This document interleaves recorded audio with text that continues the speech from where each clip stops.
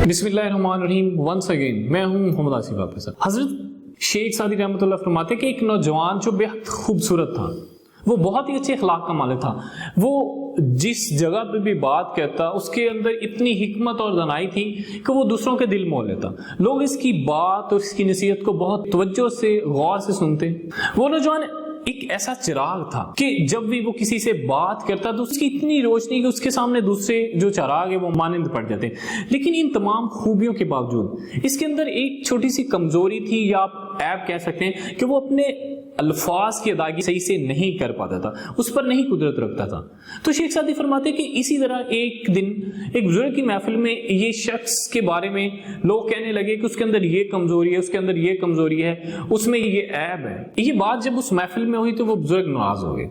वो बोले कि मैं हैरान हूं कि तुम लोग नौजवान की इतनी ज्यादा खूबियां देखने के बावजूद महज एक मामूली सी बात या मामूली से ऐप पर नजर रखे हुए। बेहतर तो यही है कि हम दूसरे इंसानों की खूबियां तलाश करें, उनको अपने अंदर डालें, और जो महज खामियां हैं उनको देखें ना, लेकिन हम उलट चलते हैं।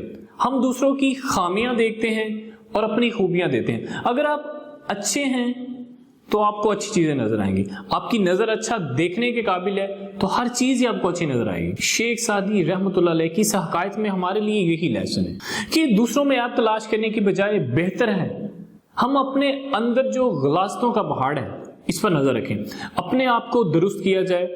दूसरों में जो खूबियां हैं, जो अच्छाइयां हैं, जो बेहतरी हैं, जो स्किल्स हैं, इन पर नजर रखें, वही चीजें अपने अंदर डालें और अपने अंदर जो खामियां हैं उनको निकालने की कोशिश करें। तो ये था इस वीडियो में लेसन। आपका कीमती वक्त देने का बहुत शुक्रिया। Thank you so much. Allah हाफिज़।